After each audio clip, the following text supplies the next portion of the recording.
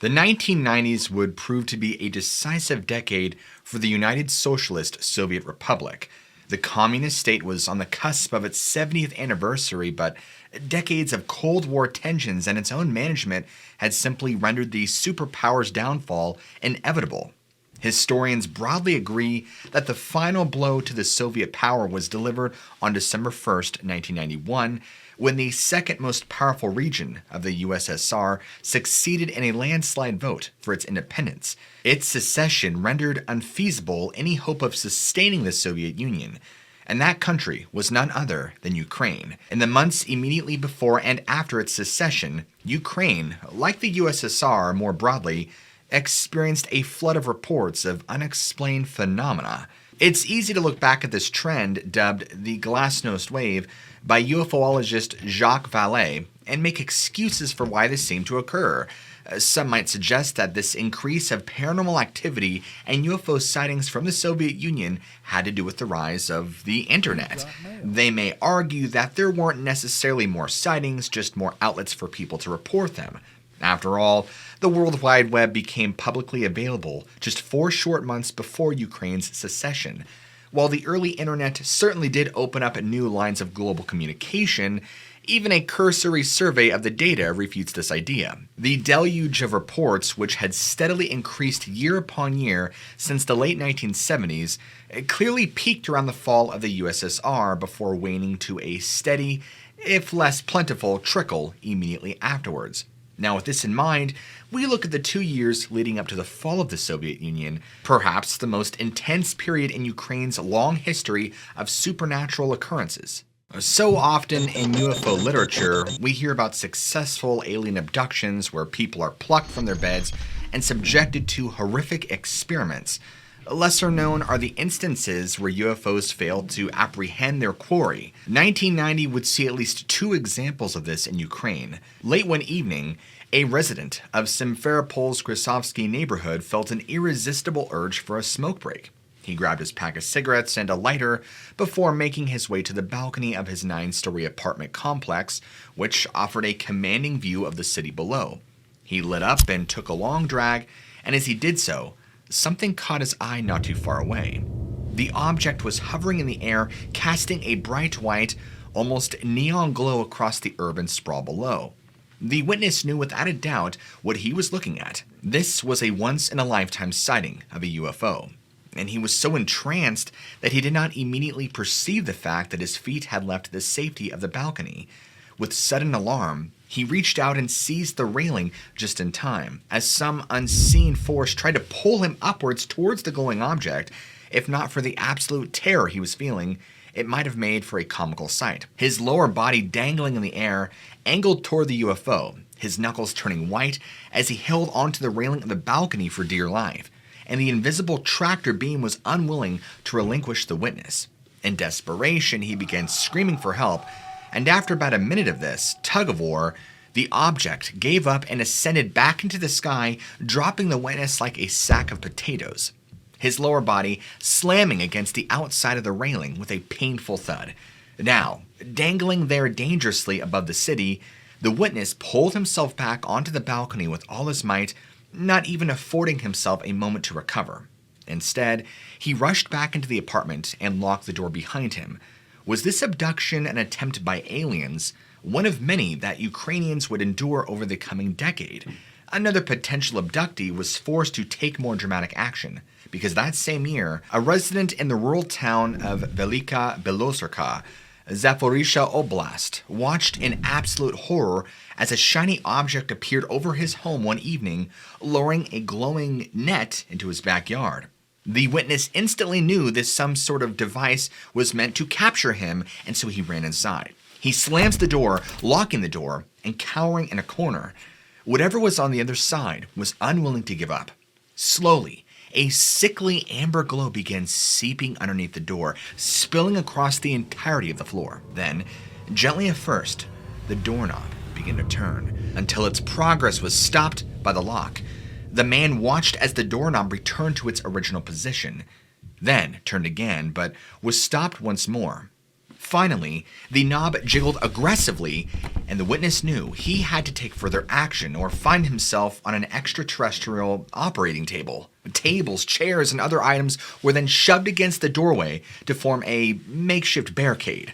The entire time he could see dark figures in his backyard, unsuccessfully trying to raise the window. Finally, the witness grabbed an emergency axe in desperation and braced for the worst. The worst never came, however. As the moments dragged on, the glow abated, and by the time morning came, the only sign that anything had happened was the furniture piled up by the door. Far to the northeast, a witness in Donetsk named Vlasov was also visited by something from another world on January 9th. It was around 5 in the morning when a loud crash or roar roused him from sleep. An electric crackling sound replaced it, pervading his home. Afraid of an airplane crash or some similar disaster, Vlasov rushed outside, only to come face to face with a broad, luminous ball of light. It was big, about the size of his home kitchen. Vlasov described the glow emitted by the orb not as white, but a peculiar gray, which seemed to emanate from several fires inside. Pockets of more focused light jutting out to the ground in long, straight lines. The deafening roar rising again for about 10 seconds before subsiding. The entire surface of the object lost its opacity, allowing Vlasov to see inside. Although he couldn't make out any of the details, he could clearly see 2 human-shaped figures manipulating parts of the interior with their hands. As quickly as it had ended, the roar picked up yet again, and the object drifted skyward and out of sight. Donetsk would see more strange visitors on and throughout 1990. In fact, on March 22nd, a woman watched from her bedroom window as a pair of elliptical objects without blinking light hovered in the night sky. One of them issued a rectangular protrusion which seemed to serve as a sort of elevator that lowered 3 humanoid figures to the ground.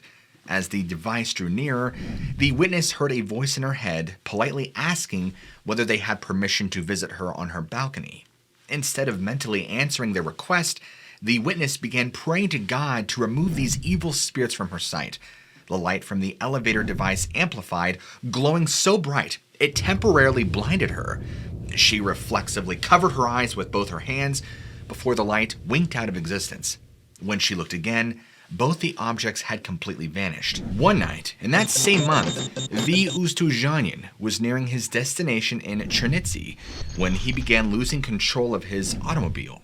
His feet seemed unresponsive and the car continued slowing, despite his immobile foot depressing the gas pedal. The vehicle ground to a halt, and from there, out of nowhere, a large blue shape descended from the Ukrainian sky, landing on the ground nearby and releasing a smaller clone of itself. The appendage seemed to be attached to the larger structure by a narrow beam of light. As he peered through his windshield, the witness then spotted various geometric patterns within the smaller shape. These metamorphosed into a humanoid configuration which, to his surprise, seemed to accurately mimic his every movement and gesture. This continued until the whole affair blinked out of existence. The driver was left behind the wheel of his car as if nothing had happened. In fact, in April, a respected medical doctor in Luhansk, then named Voroshilovgrad, was out for an evening walk when an egg-shaped object floating just above the ground caught his attention. It was under a quarter of a mile away, and the shape pulsated with an unearthly blue glow that silhouetted 2 9-foot-tall figures as they emerged from the craft. They spotted the witness, but didn't seem especially alarmed, instead circling the object several times before climbing back aboard. Like the other sighting a month earlier, the UFO simply vanished before the witness's very eyes. The summer of 1990 would offer no respite from high strangeness. Alien abduction reports began to pile up.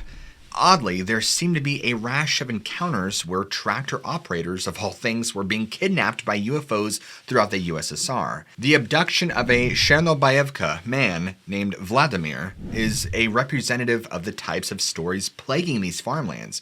He had just finished plowing a field and had laid down at the forest edge to rest when a classic flying saucer had landed no more than 50 yards away. Several humanoids left the craft, approached him, and dragged him aboard. When they returned him the next day, they had apparently wiped Vladimir's memory, as all he could recall was the inciting incident and vague details about a UFO base nestled amidst a forested mountainside, either in Ukraine or, more fantastically, another planet. The summer would see nearly identical scenarios play out with other tractor operators in Odessa and in the Russian regions of Vitygra and Rostov. UFOs also seemed interested in Ukraine's youth that summer. In fact, 5th grader Kostya Kravchenko had resolved to spend much of his 1990 summer vacation fishing at a lake near Kyiv. He would sometimes visit the idyllic waterhole with his friends, who would then scatter to the surrounding forest for their own adventures while he fished. One lazy afternoon, however, he snagged something he had not bargained for. It was a day like any other, with Kostya casting his line into the clear blue waters, and more focused on the act itself than whether or not he landed anything. After several minutes of watching his cork bob peacefully on the waves, unperturbed by anything on the other end, the boy decided to reel it in and cast again. Without warning, Kostya's fishing rod flew from his grasp as it tugged away by a pair of unseen hands, landing on the shoreline. Searching for answers, the boy looked around until he found, lurking behind him, a dazzling white structure sitting in a clearing nearby. The object didn't seem to have any windows or doors and was in the shape of two humps fastened together in a streamlined hole, with a longer, smoother nose portion. Accompanying this strange sight was a tall being, also glowing bright white with long arms and no visible legs, only a small, singular trunk extending to the ground. As he stared at the entity, Kostya felt a heaviness descend over himself, almost as if his limbs were made of lead.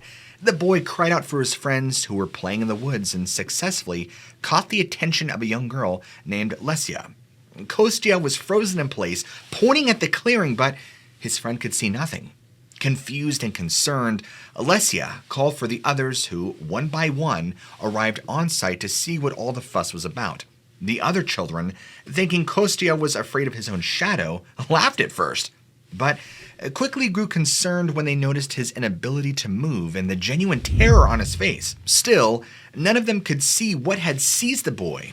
The paralysis eventually wore off, and no one could tell whether his story of an invisible attacker was true or not. He would later claim a voice in his dreams told him he would soon die, though the date came and went without incident, and his friends and parents, however, all noted that Kostya's demeanor never seemed to be the same from that day forward.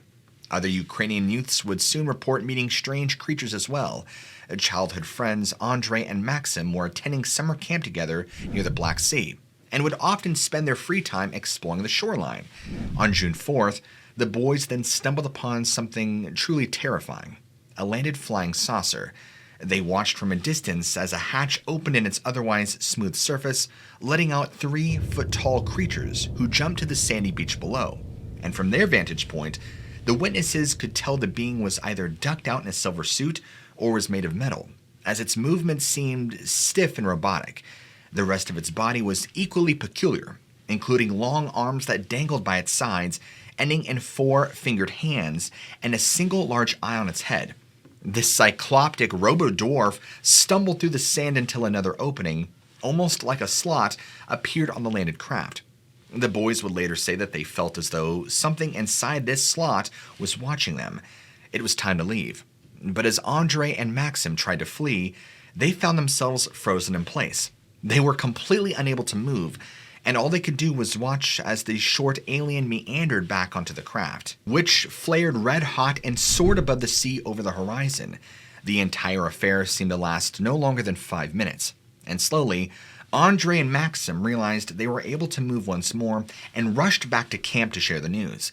They were met with a thorough scolding from the counselors. In fact, everybody had been quite concerned regarding their whereabouts. They hadn't been gone for more than 5 minutes, and none of their friends or staff had been able to find them for over an hour. Andrei and Maxim never recalled this period of missing time. It wasn't long after 1986's Chernobyl disaster before researchers began having odd experiences in the exclusion zone. Once the area was deemed safe enough, scientists descended upon the vicinity of Pripyat to measure the effects the radiation had exerted upon the environment. One of the researchers assigned to this task was Elo Kosaryva, who on August 15, 1990, was monitoring ambient radiation by the side of a road in the exclusion zone when a semi-transparent sphere lowered from the clouds and onto the asphalt in front of her.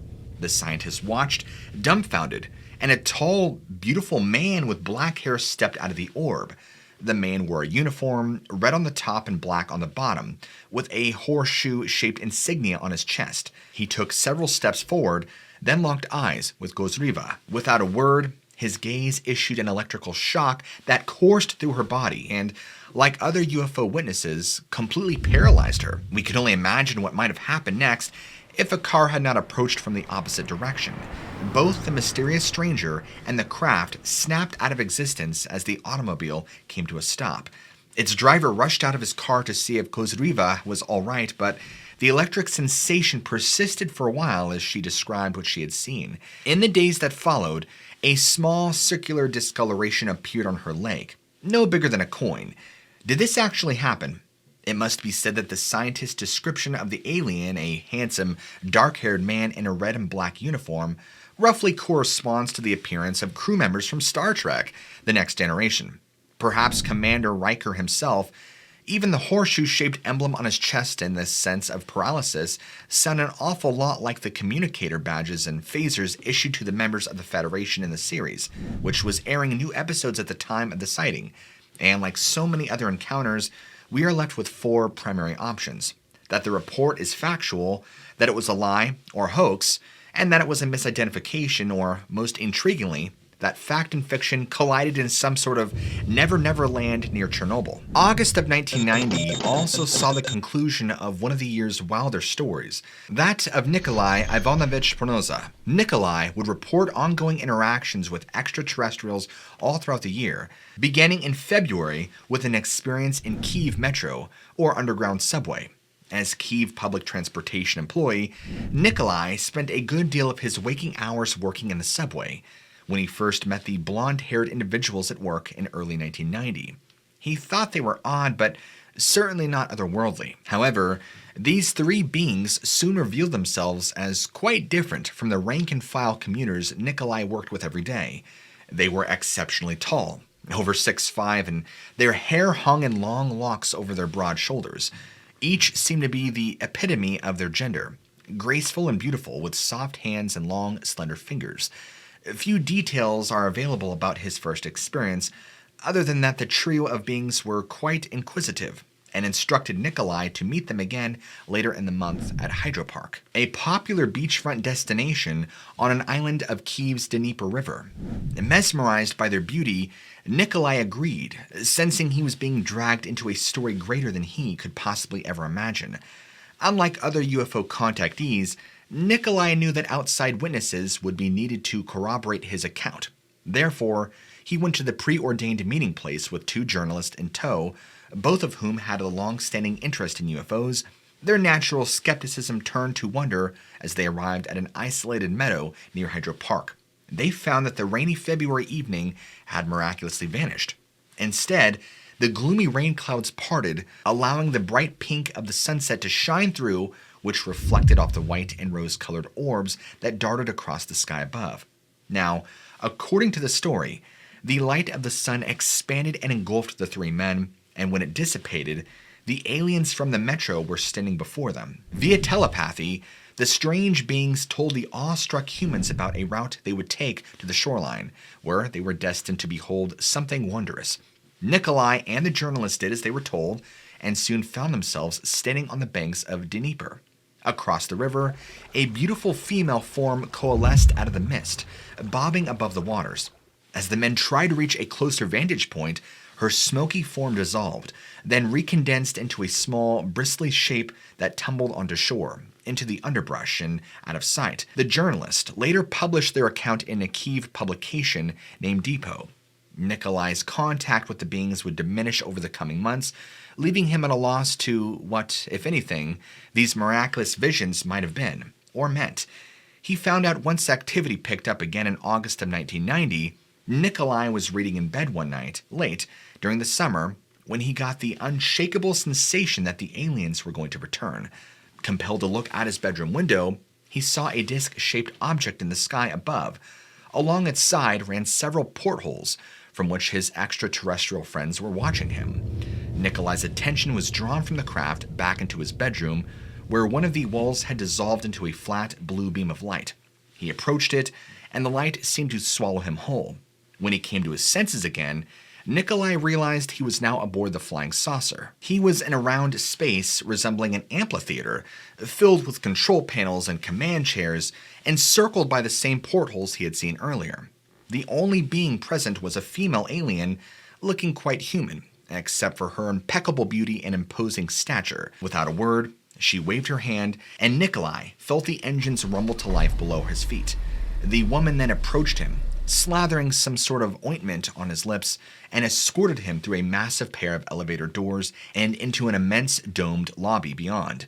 A brief, wordless tour of the ship's sterile interior concluded with a visit to a room populated by 3 more humanoids. The oldest of them, another woman who seemed quite elderly, had ashy gray hair and eyes that were smoky and without pupils, almost as if they were obscured by cataracts. Nikolai's beautiful female handler telepathically explained that they wished to perform a medical examination on him, but that the procedure would not make him uncomfortable. He consented and was asked to sit in a chair as the alien woman fitted a cap with a pair of antennae onto his head. The last thing he remembers before blacking out was a series of wavy lines on a nearby screen. When he came to, the woman was removing the cap. Nikolai was then returned to his apartment via the same blue light beam, but a great deal of time seemed to have passed. It was now noon the following day, and later that afternoon, a friend had visited Nikolai, complaining that his trip to Nikolai's home had taken longer than expected. The bus had broken down, the metro was running late, and the elevator had refused to come when called. Had Nikolai's alien contacts delayed his friend's arrival somehow until he had returned? Later in the month, Nikolai's contact with the aliens would come to an end with one final nightmare rendezvous, easily the most bizarre interaction of all. He was then again whisked aboard their spacecraft, but this time they took him to western Ukraine's Carpathian Mountains. The female alien escorted him off the ship after it landed, and across a meadow to a modest yet elegant 2-story farmhouse, complete with a corral of horses and cows grazing lazily in the moonlight. Once inside, the being urged Nikolai to make himself at home. He found his way to the living room, where a woman, apparently human, was watching television with a small child on her lap. As he entered, these 2 residents didn't even seem to bother to look in his direction. The only attention he received was from a cat who glanced at him from the sofa, then yawned, stretched and closed its eyes. Eventually, the other 2 people got up and left the farmhouse, leaving Nikolai alone with his new feline friend. He had no idea what he was supposed to be doing, so he decided to explore a bit, until he was arrested by the sight of something he had not noticed before in the meadow outside. It appeared to be a large, landed U-shaped spacecraft. The female alien gestured towards the vehicle, and the 2 set off in its direction. Under the moonlight, it loomed so large that it almost resembled a building. They entered it through a hatch, finding themselves standing in a long, seamless corridor flanked by square windows. As they walked the expanse of the shiny, reflective floor, Nikolai noticed the hallway terminated at a room in the distance. After a few moments of walking, they had arrived at the end.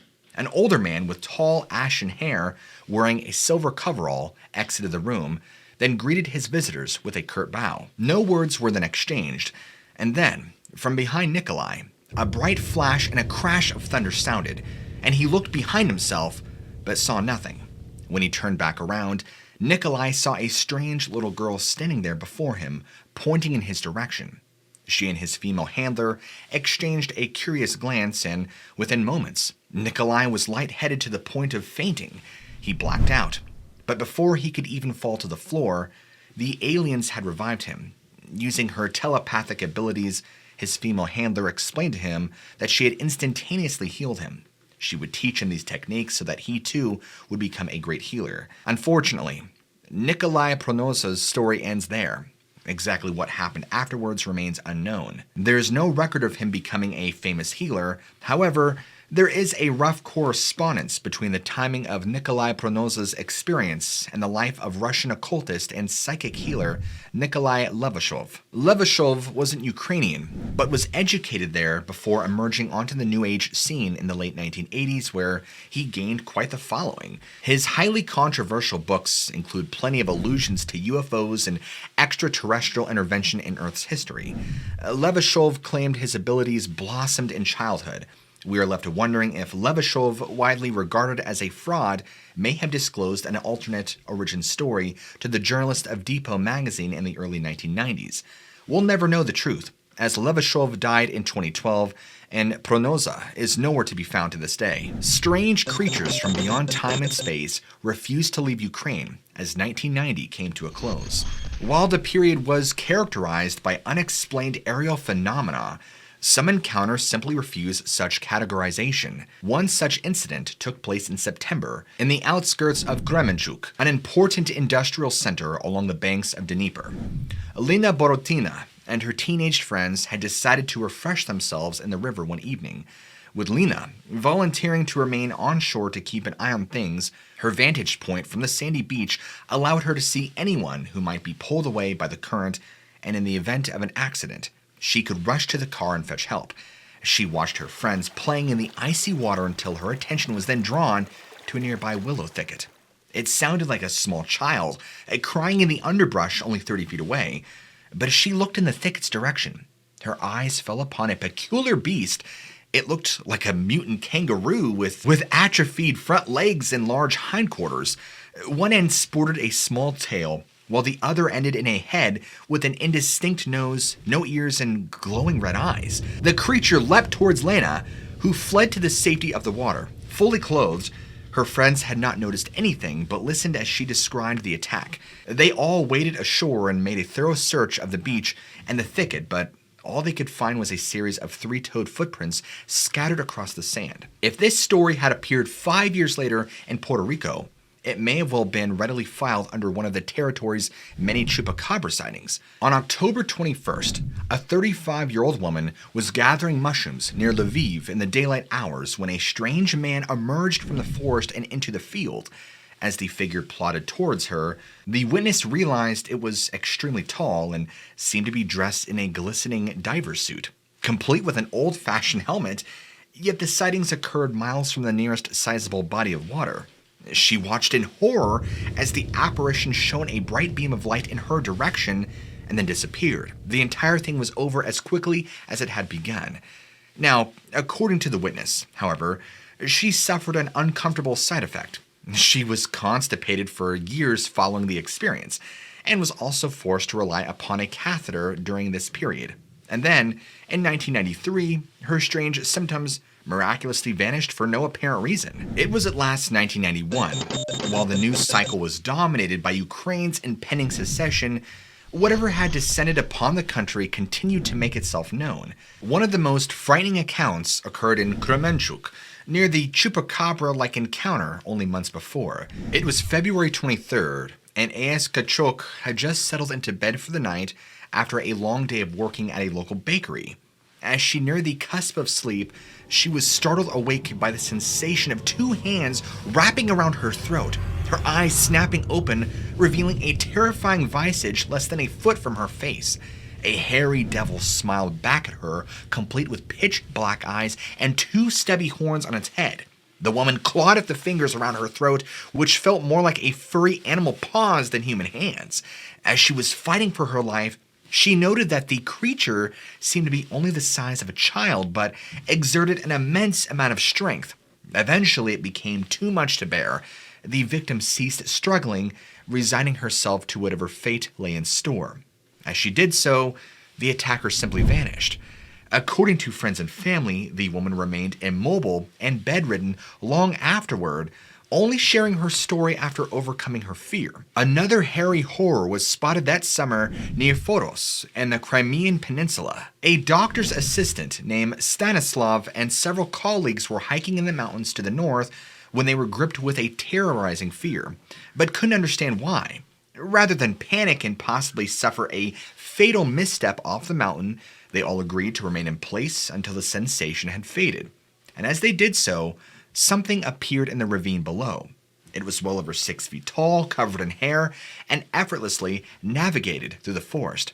And as it passed by their location, a suffocating wave of stench, likened to a decaying corpse, wafted up from the canyon, engulfing the hikers, making it impossible to stay in place. The hikers quickly fled as safely as they could up the mountain and away from the animal and its strange, defying odor. The Sea of Azov represents an essential thoroughfare for Ukraine's economy. During Soviet rule, it was also of tremendous strategic importance to the USSR, which used the body of water to access the Black Sea, which it then joins in the west. It was on these shores, near Berdyansk, that a 14-year-old boy named Vladimir found a landed UFO just before midnight in July of 1991. The disc appeared quite large, around 65 feet or so, and was simply sitting on the shore in the dark, the only light coming from several orbs floating about 6 feet above the beach, which then encircled the flying saucer and offered just enough illumination for Vladimir to see a group of people. Most of them seemed completely normal, with the exception of a shorter being, Vladimir likened to a dwarf with an extremely oversized head. The entire company was speaking very loud in some indecipherable language. Vladimir watched them for about 10 minutes, but couldn't quite figure out what they were up to. Whatever their business was, it concluded in an embrace between the dwarf and the taller figures. All of them then piled into the parked spacecraft, which then ascended into the sky with a gradually accelerating momentum. And another 14-year-old Ukrainian boy awoke to find a similarly large head being in his bedroom in 1991. But in Andrei Maruzhak's case, this one was much taller. Andrei had awoken from a deep sleep to find the humanoid's flat face looming down at him. Unwilling and unlike other beings we've seen, this entity spoke audibly. Through its voice sounded indistinct and muffled. Andrei, though the being said something to the effect of, "We can rely upon you, we trust you." In an instant, he found himself aboard a spacecraft, stars whizzing past the porthole so quickly that they turned into lines, and then disappeared altogether. He then awoke in bed, and it sounds less like a space flight and more like a flight of fancy. However, Andrei suffered extreme headaches afterward, some so intense they nearly made him go unconscious. Additionally, reports began trickling in from locals about a UFO that had been seen landing near the village the night of Andrei's experience. Multiple witnesses also attested to a UFO sighting late that autumn near Kobeliaki. It resembled an immense barrel gliding through the sky around 500 feet in the air. In fact, the first to spot the craft were a group of school students who aimed their flashlights at it. The object responded in kind, projecting a shaft of light onto the ground before landing in a freshly plowed field. Once the object was still, it released 3 humanoids, one nearly 10 feet tall, accompanied by 2 shorter beings. Both villagers and the students agree that the creature's head, in a departure from expectations, were actually tiny, barely jutting above their shoulders. The ghastly trio levitated just above the field in the students' direction, causing them to drop to the ground and hide their faces in fear. And by the time they dared to look up, they saw the shapes were returning to the craft. It then ascended, as a matter of fact, as it had landed and disappeared into the night. This is a remarkable sighting because it was observed by 10 witnesses from 3 separate vantage points. Their stories all corroborated and confirmed the details of the event. What's more is researchers from Poltava Oblast arrived in Kobeliaki shortly thereafter and confirmed magnetic and electrostatic anomalies around the landing site. Within weeks, the Soviet Union would fall. With it, the glasnost wave came to an end. All those sightings of lesser intensity would continue as the region picked up the pieces and reorganized into their own regional governance. This tiny cross-section of accounts offers a glimpse into the enormity of the glasnost wave. It remains a remarkable period in paranormal history because even though we have focused on Ukraine, UFOs and other phenomena descended upon the entire USSR in the unprecedented numbers throughout this 2 to 3 year period. As we'll see soon in a future installment, the 1990s continued to enjoy their share of sightings both in Ukraine and abroad.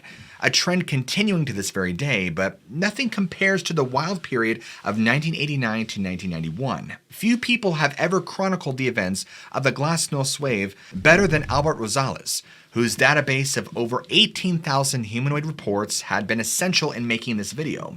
We had to leave a lot of stories on the cutting room floor for this episode, and we'll circle back around to many of them in the future. But if you just can't wait to hear more, you can pick up Albert's books of the humanoid reports at the link below. Also, if you enjoyed this video, be sure to slap that like button and leave a comment down below. If you're new to the channel, be sure to hit the subscribe button and leave your notifications turned on so that way YouTube will let you know every time I release a great new video. As always, keep an open mind, and I'll see you all in the very next video.